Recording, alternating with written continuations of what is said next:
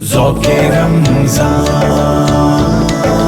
ذوق رمضان۔ السلام علیکم ورحمۃ اللہ وبرکاتہ۔ میں ہوں آپ کا ہوسٹ اسامہ رضی اور اس سال آپ کے لیے لا رہا ہوں رمضان کی خصوصی نشریات ذوق رمضان، صرف فریڈم نیوز پر، جس میں ملک و ملت کے معروف علماء کرام، قرہ حضرات، ثناخوان رسول وقت سحر اپنا حصہ شامل کریں گے۔ تو دیکھتے رہیے پہلے رمضان سے آخر رمضان تک ذوق رمضان، صرف فریڈم نیوز پر۔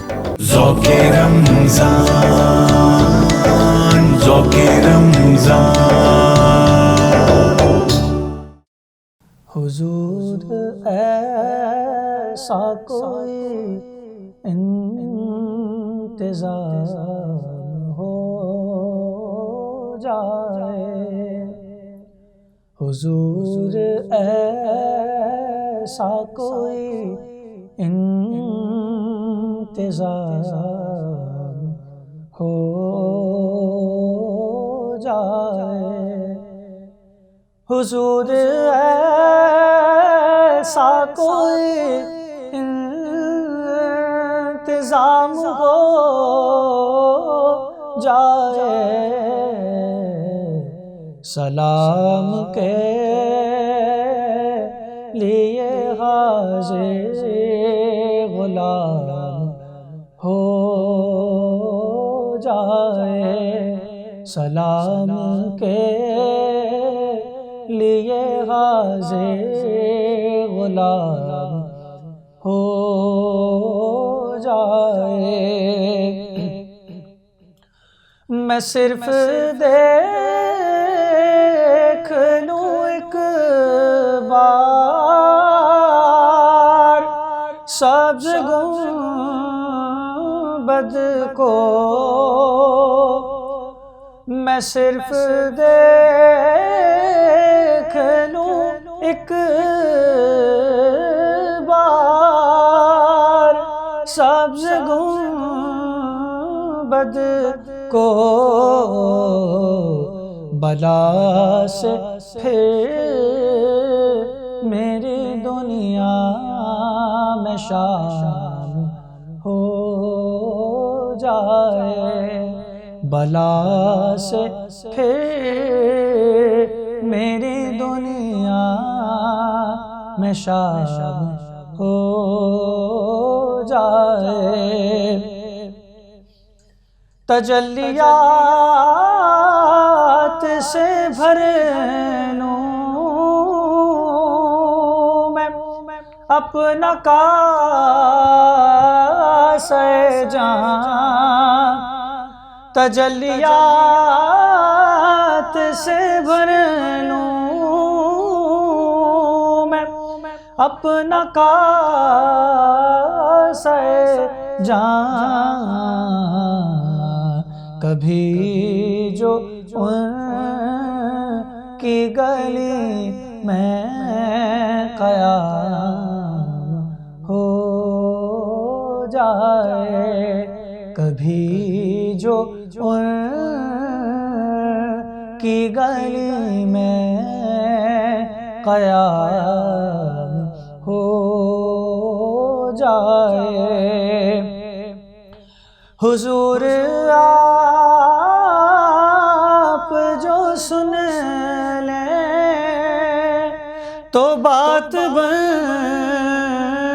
جائے، حضور آپ جو سن لیں تو بات بن جائے، حضور آپ جو کہہ دیں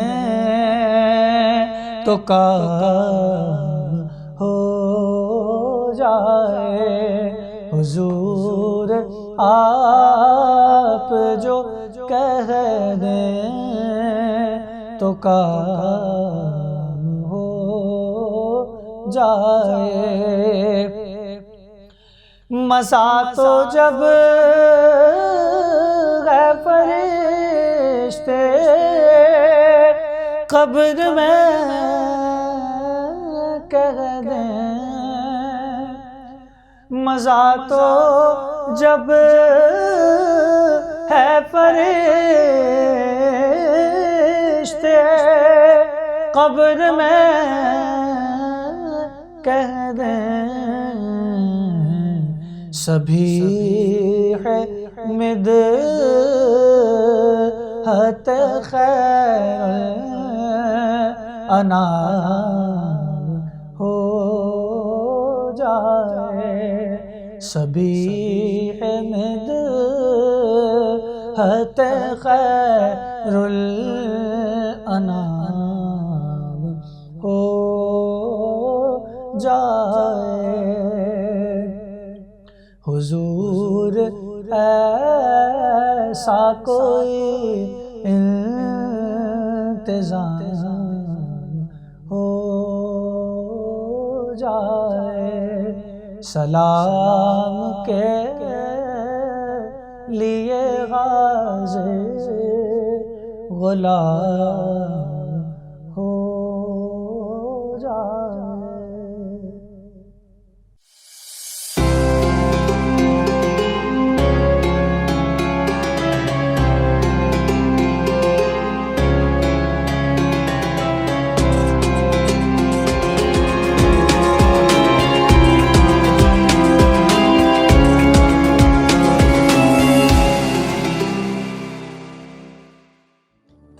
ہر ابتدا سے پہلے ہر انتہا کے بعد ذات نبی بلند ہے ذات خدا کے بعد. دنیا میں احترام کے قابل ہیں جتنے لوگ، میں سب کو مانتا ہوں مگر مصطفیٰ کے بعد، میں سب کو مانتا ہوں مگر مصطفیٰ کے بعد. معزز ناظرین کرام، السلام علیکم ورحمۃ اللہ وبرکاتہ. اسامہ رضی پروگرام ذوق رمضان میں ایک مرتبہ پھر آپ کو خوش آمدید کہتا ہے. امید ہے آپ سب خیریت سے ہوں گے. اپنی دعاؤں میں ہم تمام کو یاد رکھیے، جیسا میں ہر روزے میں ہر سحری میں آپ سے التجا کرتا ہوں. دعائیں ویسے بھی بہت ضروری ہیں، اور اس مہینے یقیناً یہ جتنی ساعتیں ہم پا رہے ہیں یہ قبولیت کی خاص ساعتیں ہیں. ناظرین کرام، بلا تشبیہ بلا تمثیل میں تعارف کرانے کے لیے بے صبری سے انتظار میں تھا، اور وہ انتظار کی گھڑیاں ختم ہوئیں. ہمارے خاص مشفق مہربان ہمارے اساتذہ میں سے ایک ہیں، پہلے بھی تذکرہ ہو چکا ہے، کافی علمی گفتگو رہی. علامہ فیصل بیگ عزیزی بندگی دامت برکاتہم العالی، السلام علیکم. وعلیکم السلام ورحمۃ اللہ. علامہ صاحب کیسے مزاج ہیں؟ الحمدللہ رب العالمین، سب خیر و عافیت ہے؟ اللہ کا شکر. یقیناً مجھے معلوم ہے کہ آپ کی ایک طویل مصروفیت ہوتی ہے، رمضان المبارک سے ہٹ کے بھی آپ کی ایک خاص مصروفیات ہوتی ہیں، اور رمضان میں تو ویسے ہی اس میں چار چاند لگ جاتے ہیں، مزید اضافہ ہو جاتا ہے. تو میں تہہ دل سے پہلے تو شکر گزار ہوں، آپ اتنے بزی اسکیجول میں سے وقت نکالا اپنی محبت کا اظہار کرتے ہوئے. ہمارے پکارنے پہ آپ نے لبیک کہا. علامہ صاحب، اللہ آپ کے علم میں مزید برکتیں عطا فرمائیں. علامہ صاحب، جو آخری گفتگو ہماری ہوئی تھی اس متعلق کافی سارے کچھ سوال ہمارے ناظرین نے بھی پوچھے، کچھ میرے ذہن میں بھی آئے. ہماری بات تقوی کے متعلق ہوئی تھی رمضان المبارک میں. تو پہلا سوال میں یہیں سے آغاز کروں گا. بتائیے گا، رمضان المبارک میں جو تقوی اختیار کرنے کا ہمیں حکم ملا ہے، آگے اس تقوی کو جو ہم نے اپنے ساتھ رکھنا ہے باقی 11 مہینوں میں، رمضان المبارک میں اس تقوی کو کیسے ترتیب دیا جائے یا کیسے تیاری کی جائے اس تقوی کی؟ رمضان المبارک تقوی کے حصول کا پورا ایک نظام اپنے اندر رکھتا ہے. وہ نظام آپ یہ دیکھیں کہ ایک وقت ہے کہ جب بندے کو حکم دیا جا رہا ہے کہ وہ بستر چھوڑے، اٹھ کر کھائے، اور کھانے کو اجر قرار دیا جا رہا ہے کہ یہ تم کھاؤ گے اس کے کھانے میں اجر ہے. واہ، جیسا سحری کے بارے میں ارشاد ہے. اور اس کے بعد جب روزہ رکھا تو روزے میں اب کچھ نہیں کھانا پینا.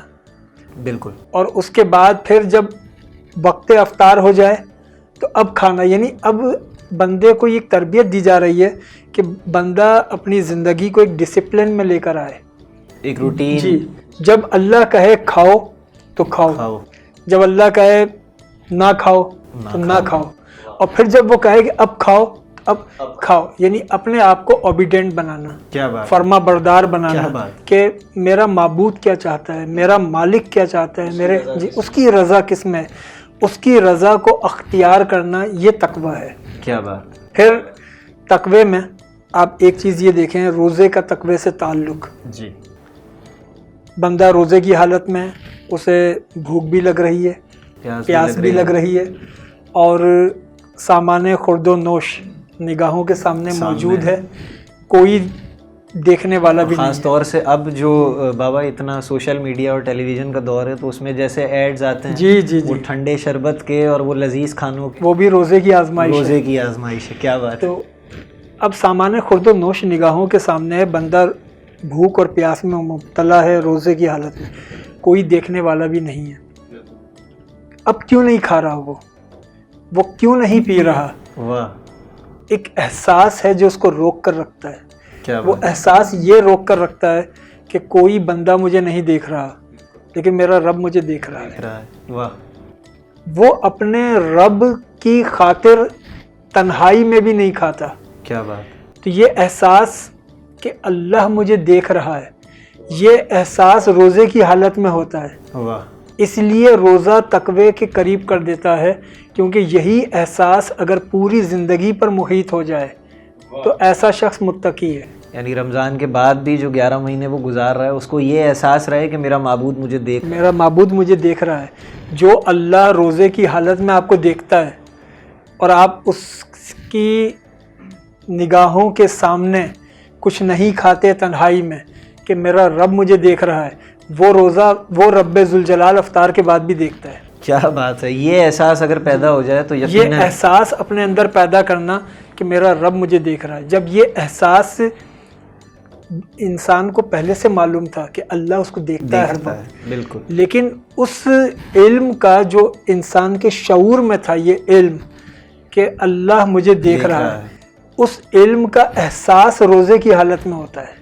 یا اس کا ایک پختہ ریویژن ہم کہہ لیں، ایک پختہ پریکٹس اس کی. اس علم کو شعور سے اتار کر انسان کے قلب پر وارد کرتے ہیں. واہ، یہی وجہ ہے کہ بندہ روزے سے پہلے بھی جانتا تھا کہ اللہ مجھے دیکھتا ہے، لیکن روزے میں وہ احساس اتنا پختہ ہو گیا کہ وہ تنہائی میں بھی احتیاط کرتا ہے. تو علامہ صاحب یہاں سے ایک سوال اور پیدا ہوتا ہے. جو شخص روزہ رکھ رہا ہے اور کھانے پینے سے اجتناب کر رہا ہے تو کھانے پینے سے رکنے پہ وہ صرف اجر سمیٹ رہا ہے، صرف ثواب کی نیت سے ہی کر رہا ہے، یا اس کے پس منظر میں کوئی اور بھی گہرا مقصد ہے؟ بھوک اور پیاس ہرگز مقصد نہیں ہے، بالکل. بلکہ بھوک اور پیاس کے ذریعے پیچھے کئی مقاصد ہیں. ایک تو یہ کہ تمہارے پاس کتنی ہی دولت و ثروت کیوں نہ ہو، جی، لیکن جب اللہ کہے کہ تمہیں اس وقت سے اس وقت تک کچھ نہیں کھانا پینا، تو تم پر یہ احساس گزرے کہ بھوک کیا ہوتی ہے، اللہ، تم پر یہ احساس گزرے کہ پیاس کیا ہوتی ہے. اب آج کل تو ایک عجیب صورتحال یہ دیکھنے میں آتی ہے، لوگ کہتے ہیں کہ اب سحری میں فلاں چیز استعمال کر لیں تو دن بھر پیاس نہیں لگے گی. پیاس نہیں لگے گی. حضرت یہ بھی حکیمانہ ٹوٹکے ہم آج کل دیکھ یہ رہے ہیں. حکیمانہ ٹوٹکے عجب اس لیے ہیں کہ بھائی روزے کا مقصد ہے کہ پیاس لگے، اللہ اکبر، بھوک لگے. آپ اللہ کے مقصد میں مداخلت نہ کریں. اللہ اکبر، اللہ اکبر. اللہ روزے کے ذریعے چاہتا ہے آپ کو بھوک لگے، حضرت آپ کو بہت پیاس لگے. خوبصورت جانب آپ نے توجہ دلائی ہے. یہ ہم کون ہوتے ہیں اس بھوک اور پیاس کو روکنے کے ٹوٹکے استعمال کرنے واہ. والے؟ سحری کا حکم ہے، وہ سحری کرنی چاہیے. باقی بھوک لگے، پیاس لگے اور بھوک اور پیاس لگنے کے باوجود نہ کھانا، یہ اجر ہے. یعنی میں اگر سحری میں دہی استعمال کروں تو نیت یہ نہیں ہونی چاہیے کہ یہ دہی مجھے دن بھر پیاس سے محفوظ رکھے. نہیں، یہ نیت بالکل بھی نہیں ہونی چاہیے. واہ واہ واہ. اس لیے کہ روزے کا جو مقصد ہے وہ یہ ہے کہ پروردگار ہمیں بھوک لگے گی، ہمیں پیاس لگے گی، ہمارے سامنے سب کچھ موجود ہوگا، لیکن ہمیں تجھے راضی کرنا ہے. اللہ اکبر. ہم تیری خاطر نہیں کھائیں گے، بے شک. تیری محبت کی خاطر نہیں کھائیں گے. تو روزے میں یہ احساس اپنے اندر پیدا کرنا کہ اللہ مجھے دیکھ رہا ہے، اور 30 دن جب یہ احساس مستقل رہے تو پھر یہ احساس پوری زندگی پر محیط ہو جائے. کیا بات. یعنی روزے کا مقصد 30 دن عبادت کرنا نہیں ہے، بلکہ 30 دن عبادت کے ایک نظام سے گزر کے اگلے 11 مہینوں کی تیاری ہے. پریپریشن جسے ہم جی، کہتے ہیں کہ یہ قبل ایڈوانس از وقت، پریپریشن. جی، قبل از وقت تیاری کرنا. یوسف علیہ السلام یہ تھے 12 بھائی. جی. 11 بھائی وہ نافرمان تھے، انہوں نے یوسف علیہ السلام کو کنویں میں ڈال دیا تھا. بے شک. تو وہ 11 بھائیوں سے خطا ہوئی، بعد میں پھر انہوں نے توبہ بھی کی، ان کی توبہ قبول بھی ہو گئی. اللہ. تو یہ 12 بھائی تھے، 11 بھائیوں نے خطا کی. یوسف علیہ السلام کے طفیل ان 11 بھائیوں کی توبہ قبول ہو گئی. تو اب صوفیاء کرام کہتے ہیں کہ سال کے 12 مہینوں میں یہ رمضان یوسف ہے. اللہ اکبر اللہ، یعنی وہ 11 بھائی سے مشابہت کی 11 مہینوں کو. جی 11 مہینوں میں جو انسان خطائیں کرتا ہے، 11 مہینوں میں جو غفلتیں کرتا ہے، جب اس ماہ رمضان المبارک میں اللہ سے رجوع کرتا ہے تو اللہ تعالیٰ گزشتہ 11 مہینوں کی علامہ خطائیں معاف کر صاحب دیتا ہے. رمضان المبارک میں کوئی خاص طریقہ توبہ، اچھا پہلے تو میں چاہوں گا آپ اس میں فرق واضح کیجئے کہ استغفار کیا چیز ہے اور توبہ کیا چیز ہے، اور پھر اس کے بعد یہ بھی بیان فرمائیں کہ وہ کون سے طریقہ کار ہیں جن پہ چل کے ہم اپنی استغفار کو پختہ کریں، اپنی توبہ پہ قائم رہیں. استغفار اور توبہ ان دونوں میں ایک فرق یہ ہے کہ استغفار ہے مغفرت، اور مغفرت ہے کہ کسی چیز کو چھپا دینا، غفرہ چھپا دینا، اسی سے مغفرت. جب بندہ اللہ کے حضور استغفار کرتا ہے کہ پروردگار میرے نامہ عمل میں گناہوں کی بہتات ہے، اے اللہ تو میری مغفرت کر دے، تو اللہ تعالیٰ اس کے گناہوں کو چھپا دیتا ہے. چھپا دینے کا مطلب یہ کہ اب ان گناہوں کے متعلق بندے سے قیامت کے دن پوچھیں گے نہیں، سوال نہیں ہوگا، کوئی سوال نہیں ہوگا، کیونکہ اس بندے نے ہم سے درخواست کی ہے کہ میری مغفرت کر دے. ہم نے اس بندے کی درخواست کو قبول کر لیا، اس کے گناہوں کو ہم نے چھپا دیا. اب قیامت کے دن جب یہ نامہ عمل لے کر آئے گا تو وہ گناہ اس میں شامل نہیں ہوں گے، جس کی مغفرت جی ہوگی. ان کو ہائیڈ کر دیا. واہ. اب جو سامنے اعمال ہیں انہی کا حساب ہوگا. تو مغفرت ہے گزشتہ گناہوں کے نتیجے میں جو انسان کا خسارہ ہو گیا، انسان سے خسارہ ہو گیا نا کہ اس نے گناہ کیے، تو خسارہ دور کر دیا. کیا بات. یہ ہے استغفار. اور توبہ ہے منافع. توبہ منافع ہے کیونکہ استغفار کا تعلق ہے ماضی کی خطاؤں سے، اور توبہ کا تعلق ہے مستقبل میں ان خطاؤں کو نہ دہرانے کا عزم. اللہ اکبر، یہ ایک بڑا فرق ہے استغفار اور توبہ. یعنی میں اگر اللہ سے استغفار کر رہا ہوں کہ اے اللہ مجھ سے جو غلطیاں ہو گئیں تو مجھے معاف کر دے، لیکن میرے اندر ایسا ارادہ موجود نہیں ہے کہ میں آئندہ ان غلطیوں کو دہرانا نہیں چاہتا. اگر میرے اندر یہ ارادہ نہیں ہے تو پھر میری استغفار ہی ادھوری ہے. اللہ اکبر، یعنی جب تک استغفار آپ کی مکمل نہیں ہوگی، جب تک آپ کی توبہ قبول نہیں ہوگی. یعنی یہ کہ آپ یہ تو کہہ رہے ہیں کہ اللہ مجھ سے یہ غلطی ہو گئی معاف کر دے، لیکن میرا ارادہ نہیں آئندہ اس سے بچنے کا، میں آئندہ پھر کروں گا یہ.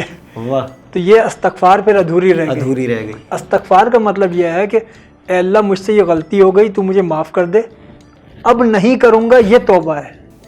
اگر ایک چور ہے اور اس نے اپنی چوری سے استغفار کی کہ جو میں نے ماضی میں چوری کی ہے باری تعالیٰ اسے معاف فرما، وہ معاف فرما دیا اور اس کا ارادہ ہے کہ آگے میں چوری نہیں کروں، تو وہ توبہ ہے. اور اس توبہ کی وجہ سے اس کی وہ استغفار قبول ہوگی. کیا بات. تو یہ دو رخی ایک عمل ہے، ماضی پر ندامت، مستقبل کے لیے عزم. یہ دونوں پہلو اس میں شامل ہوں گے. استغفار کے نتیجے میں گناہوں کے باعث جو انسان کی زندگی میں نیکیوں کا خسارہ ہو گیا، استغفار سے وہ خسارہ پورا ہو جاتا ہے. توبہ سے اجر ملتا ہے. کیوں اجر ملتا ہے؟ کہ اب وہ گناہوں سے بچ رہا ہے. گناہوں سے بچنا ایک نیکی ہے. اب وہ خطاؤں سے بچ رہا ہے، اب وہ خطاؤں سے بچنا نیکی ہے. اور رمضان المبارک نے اس کو یہ نظام دیا ہے کہ کیسے گناہوں سے بچتے ہیں، کیسے خطاؤں سے بچتے ہیں. یہ احساس اپنے اندر پیدا کرو، تمہارا رب تمہیں دیکھ رہا ہے. جو تم اللہ سے استغفار کرتے ہو، جو تم اللہ سے توبہ کرتے ہو، اس کو رسم توبہ نہ بناؤ، رسم استغفار نہیں بناؤ، اس کو اپنا احساس بناؤ. جی احساس بناؤ. اچھا علامہ صاحب، ایک شخص استغفار کرتا ہے، انسان چونکہ خطا کا پتلا ہے اور اس کا ارادہ بھی ہے آگے وہ گناہ نہ دہرانے کا، اور اس کی استغفار قبول ہو جاتی ہے. آگے انسان چونکہ غلطی کا پتلا ہے اور وہ گناہ وہ دہرا دیتا ہے، تو کیا پچھلا گناہ پھر اس پہ اسی طریقے سے صادق ہو جائے گا جیسے پہلے تھا؟ نہیں. اگر میں نے اپنے گزشتہ خطاؤں پر اللہ سے مغفرت چاہی اور میری مغفرت ہو گئی، آئندہ میں اس سے بچنے کی کوشش کرتا رہا، لیکن بشری تقاضے کے تحت پھر مجھ سے غلطی ہو گئی، تو وہ میرے دوبارہ جو ہائیڈ کیے تھے وہ دوبارہ منظر پہ نہیں آئیں گے. اللہ اکبر. اب اس کے بعد میں دوبارہ توبہ کروں, اس کی رحیمی کریمی دیکھیں آپ. میں پھر استغفار کروں, اور اس کے بعد پھر دوبارہ میں آئندہ خطاؤں سے بچنے کا عزم کروں. واہ واہ. توبہ کا دروازہ کب تک کھلا ہے؟ وہ آخری سانس جو اندر گئی ہے اس کے باہر آنے تک. اللہ اکبر. یعنی اتنا کریم ہے وہ, اتنا موقع انسان کو دے رہا ہے کہ اس کی آخری سانس تک اس نے توبہ کا دروازہ کھول کے رکھا ہے. لیکن جب یہ وقت گزر جائے گا پھر وہ باب توبہ بند. ابھی اس کو غنیمت جاننا چاہیے. اللہ اکبر. اچھا علامہ صاحب, کوئی ہم اکثر واقعات میں ہم نے سنا ہے یا تاریخوں میں ہم پڑھتے ہیں, کوئی شخص زندگی بھر گناہ گار رہا, استغفار بھی نہیں ہوئی, لیکن کوئی نہ کوئی ایک بہانہ ایسا بنا جو اس کی بخشش کا سبب بن گیا, بخشش کا اس کی سبب بنا. اس متعلق کوئی گفتگو میں آپ سے سننا چاہتا ہوں کہ ایسے کون سے وہ عمل ہوتے ہیں جو اللہ پاک کی بارگاہ میں اس طرح قبول ہوتے ہیں کہ انسان اس کا یہ اجر سوچ بھی نہیں سکتا, اور اس کے جانے کے بعد وہ چیز اس کے سامنے آتی ہے کہ وہ اس کا بخشش کا سبب بنی. بالکل. اس میں آپ کے سوال میں ایک ایلیمنٹ اور شامل کر لوں. بالکل.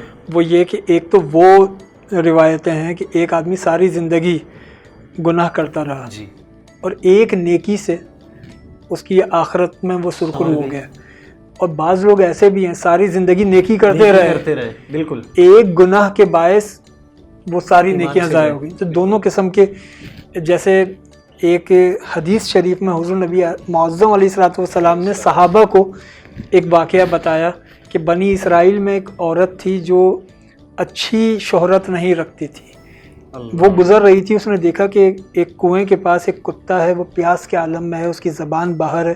تو اس عورت نے چمڑے کا جوتا پہنا ہوا تھا, اس نے اپنے جوتے میں رسی باندھی, کنویں میں لٹکایا, پانی بھرا اور اس کتے کو پلایا. وہ کتا سیراب ہو گیا. اللہ تعالیٰ نے اس کی ساری خطائیں معاف کر دیں. اللہ. اور اللہ نے جب اس کی خطائیں معاف کی تو اس کے اللہ تعالیٰ کو اس کی یاد اتنی پسند آئی کہ اللہ تعالیٰ نے آئندہ اس کو گناہوں سے بچانے کا خود انتظام بھی کیا. پھر وہ اپنے وقت کی عارفہ بن گئی. کیا بات, کیا بات. ولیہ بن گئی. اب اس کی وجہ کیا ہے؟ اس کی وجہ سورہ ملک کے اندر موجود ہے.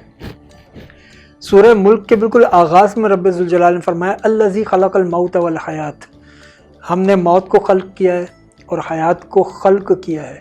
لیبلوکم ایکم احسن عملا, تاکہ یہ پرکھا جائے کہ تم میں سے حسن عمل کون کرتا ہے, اللہ اچھا عمل کون کرتا ہے. واہ. آیت کے الفاظ کو دیکھیں, لیبلوکم ایکم احسن عملا, احسن عمل کون کرتا ہے, بہترین عمل کون کرتا ہے. اللہ کو بہترین عمل درکار ہے. اللہ کو کثرت عمل سے غرض نہیں ہے. اعمال کا لفظ نہیں آیا جی, عمل کا لفظ ہے. جی, عمل ہو, خوبصورت ہو, کثیر تعداد میں اعمال ہوں اور وہ نیت سے خالی ہوں. یعنی یہ کہ میں ساری رات عبادت کرتا رہا لیکن میرا دھیان نہیں تھا. اللہ. بے دھیانی کی ساری رات عبادت. اور ایک وہ شخص ہے جس نے پوری محبت کے ساتھ صرف اتنا کہہ دیا لک الحمد یا اللہ, اے اللہ ہم تو تیرے لیے. اللہ. جس نے پوری محبت کے ساتھ صرف اتنا کہہ دیا سبحان اللہ میرا اللہ پاک ہے, تو وہ ایک سبحان اللہ بظاہر ایک ہے پوری رات کی جی, لیکن وہ ساری رات کی ان نمازوں پر بھاری ہے جو بے دھیانی میں پڑھی گئی. اللہ کو کثرت عمل نہیں حسن عمل درکار ہے. اب وہ لوگ جو ساری زندگی گناہوں کے باعث ایک نیکی سے بخشے جاتے ہیں, بظاہر وہ نیکی ایک ہوتی ہے لیکن وزن میں زیادہ ہوتی ہے. اللہ. قیامت کے دن اعمال گنے نہیں جائیں گے, تولے جائیں گے. کیا بات. اس کا مطلب یہ ہے کہ نیکی کا وزن بڑھاؤ. کیا بات. اب کسی کی اعمال ہیں روئی کے دھانوں کی طرح, روئی کے دھان یعنی دکھنے میں وہ کافی تعداد میں موجود ہیں لیکن وزن کچھ نہیں, وزن کچھ بھی نہیں ہے. اللہ. پہاڑ کی طرح. لیکن کسی کی ایک نیکی اتنی مضبوط ہو کہ وہ سارے گناہوں کا بوجھ کم ہو جائے, وزن کم ہو جائے اور اس اور اس نیکی کا وزن زیادہ ہو جائے, تو بندہ ایک نیکی سے بخشا جائے گا. کیا بات. اسی طریقے سے نیکیوں کی کیا انبار ہوں, ساری رات بے دھیانی میں عبادت, چلتے پھرتے گفتگو بھی ہو رہی ہے اور تسبیح بھی چل رہی ہے. اللہ اللہ, جی ایسے مشاہدے آپ کو بھی ہوئے ہوں گے بالکل, کہ گفتگو بھی ہو رہی ہے, دنیا بھر کے موضوعات پر بات ہو رہی ہے جی, اور تسبیح بھی گھوم رہی ہے. یہ بے دھیانی کی عبادت ہے. تو بے دھیانی کی عبادت میں ثواب تو مل گیا لیکن اس کا وزن نہ ہو. تو ثواب کی تعداد کو نہیں بڑھاؤ بلکہ جو ثواب, جی حدیث مبارکہ ہے کہ بہترین عمل وہ ہے جو بظاہر قلیل ہو لیکن مستقل ہو. واہ واہ واہ, تو کریم ہی جو ٹھہرا تو کرم کا کیا ٹھکانہ, تو نوازنے پہ آئے تو نواز دے زمانہ. اتنے کم وقت میں یقیناً طبیعت سیر نہیں ہوتی, اور بہت سارے ایسے سوال اور بہت سارے ایسے موضوع جن پہ ہم تذکرہ کرنا چاہتے ہیں, آپ کی زبانی کلام سننا چاہتے ہیں. یقیناً ناظرین کرام, وقت اپنے اختتام کو پہنچتا ہے. ایک مختصر وقت میں اتنی ہی گفتگو ہم کر سکتے تھے, اور کوشش کریں گے اگلی بار انشاءاللہ جو مزید سوالات آپ کی جانب سے آئے ہیں, جو ہمارے ذہنوں میں, وہ ہم پوچھیں. علامہ صاحب کو پھر دعوت دیں. ان اختتامی اشعار کے ساتھ اپنے ہوسٹ اسامہ رضی کو دیجیے اجازت. چہرے سے ضیا پائی ان چاند ستاروں نے, اس در سے شفا پائی دکھ درد کے ماروں نے. آتا ہے انہیں صابر ہر دکھ کی دوا کرنا, جب وقت نزا آئے دیدار عطا کرنا. اسامہ رضی کو دیجیے اجازت. اپنا بہت خیال رکھیے گا. ملتے ہیں آپ سے اگلے سحر میں. السلام علیکم ورحمۃ اللہ. ذوق رمضان, ذوق رمضان.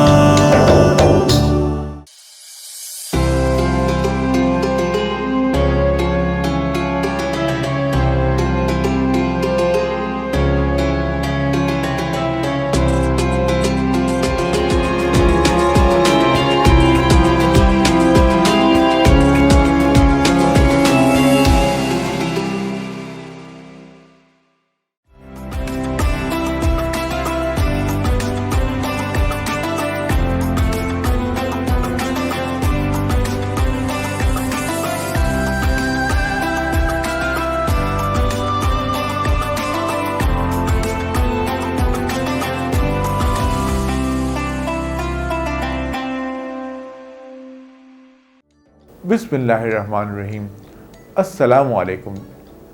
آج ویورز جس عنوان سے آپ سے مخاطب ہیں وہ بڑی اہم بات ہے.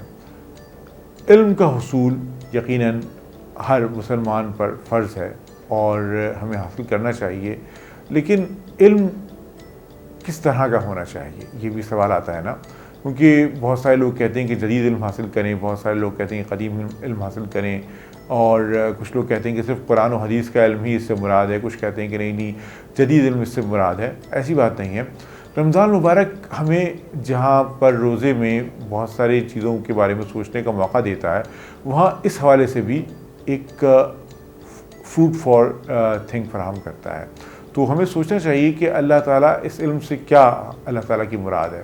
دیکھیں, اگر ہم صرف قرآن کا مطالعہ کریں اور تلاوت کریں اور اس کے علوم کو حاصل کریں تو قرآن پاک میں تو کیمسٹری کے حوالے سے ہی بہت ساری باتیں ہیں, قرآن پاک میں فزکس کے حوالے سے ہی بہت ساری باتیں ہمیں مل جائیں گی, قرآن پاک میں ہمیں بہت ساری باتیں ہیومن سائیکولوجی کے حوالے سے ہی مل جائیں گی. اس کا مطلب یہ کہ قرآن کے اندر جب گہرائی میں جائیں گے تو ان تمام علوم کا حاصل کرنا بھی ہمارے لیے ضروری ہو جاتا ہے.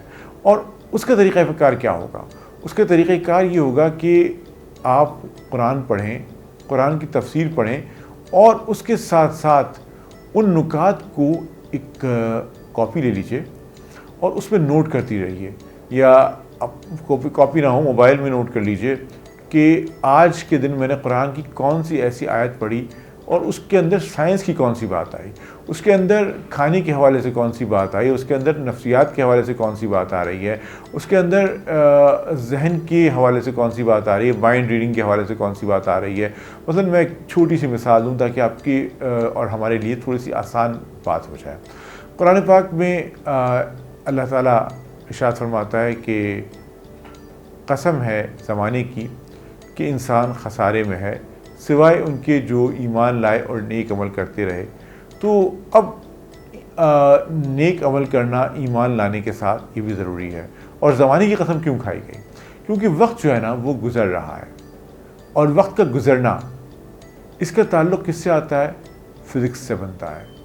کیونکہ ٹائم اینڈ اسپیس اس کا تعلق فزکس سے بنتا ہے. اور اگر آپ دیکھیں کہ وقت کتنی تیزی سے گزر رہا ہے تو آپ جائزہ لے لیں اپنے ارد گرد کا بھی، اور وقت کی قوت کا، تو آپ کو اندازہ ہوگا کہ وقت کی قوت کیا ہے، وقت کتنی تیزی سے گزر رہا ہے. تو اسی کے ساتھ ساتھ آپ اپنے آپ کو دیکھیں گے کہ میں اس وقت میں کیا کر رہا ہوں، اس وقت کی قوت کو یوز کیسے کر رہا ہوں. وقت کا گزرنا خود ایک ہمارے لیے ایک بہت بڑا سبق ہے، اور وقت بہت بڑا پاور ہے جو ہمیں یہ بتاتا ہے کہ ہمیں اپنی زندگی کو کیسے گزارنا ہے، کیسے بسر کرنا ہے. کیونکہ اگر وقت کے ساتھ نہیں چلیں گے اور وقت کے ساتھ اپنے آپ کو لے کر نہیں چلا جائے گا تو پھر جو ہے زندگی بہت ہی دشوار ہو جائے گی. اور وقت جو ہے پھر ان لوگوں کو سزا دیتا ہے. اور جہاں تک وقت کے علاوہ چلیں ایک اور چیز کی طرف چلتے ہیں، وہ شہد ہے. اس کا قرآن میں کس طرح سے ذکر آیا ہے دیکھتے ہیں کہ سورہ نحل قرآن پاک کی صورت ہے جس میں بتایا گیا کہ فیہ شفاء للناس. شہد وہ چیز ہے کہ جس میں انسان کے لیے اللہ تعالیٰ نے شفا رکھی ہے. تو اب شہد میں شفا کیسے رکھی ہے اللہ تعالیٰ نے؟ جب تک ہم شہد کے انگریڈینٹس کو نہیں جانیں گے کہ شہد میں کیا کیا چیزیں شامل رکھی ہیں، شہد بنتا کس طریقے سے ہے، اور شہد جو ہے وہ پھر ہم کس طرح سے شفا اس سے ملتی ہے، تو اس کو جاننے کے لیے یقیناً ہمیں علم چاہیے ہوگا. اور اسی طریقے سے بہت ساری چیزیں، مثلاً ہیومن سائیکولوجی کے حوالے سے ایک آیت قرآن پاک کی ہے سورہ انبیاء کی کہ اس کتاب میں 10ویں آیت ہے کہ اس کتاب میں تمہارا ذکر موجود ہے اگر تم غور کرو. تو قرآن میں ہمارا ذکر کہاں پر ہے؟ یعنی ہم اگر اپنی نفسیات کو دیکھیں کہ قرآن پاک میں منافقوں کا بھی ذکر ہے، قرآن پاک میں کافروں کا بھی ذکر ہے، قرآن پاک میں مومنوں کا بھی ذکر ہے، قرآن پاک میں جلد باز لوگوں کا بھی ذکر ہے، قرآن پاک میں ہر طرح کا ذکر ہے. تو نفسیات کو جب تک نہیں جانتے ہوں گے اس وقت تک قرآن پاک کو اتنی اچھی طرح سمجھا نہیں جا سکتا. تو آج کے لیے اتنا ہی کافی ہے کہ ہم قرآن پاک کے ساتھ ساتھ جو قرآن پاک کے علوم ہیں جو کہ ہیومن نیچر سے تعلق رکھتے ہیں اور جن کا جاننا ضروری ہے تو ان کو بھی سمجھیں. اور جب سائنس اور جدید علوم اور قرآن کو ساتھ ملا کر پڑھیں گے نا تبھی ہم ٹھیک طور پر ہدایت یافتہ بندوں میں شامل ہو پائیں گے. وما علینا الا البلاغ. ذوق رمضان، ذوق رمضان.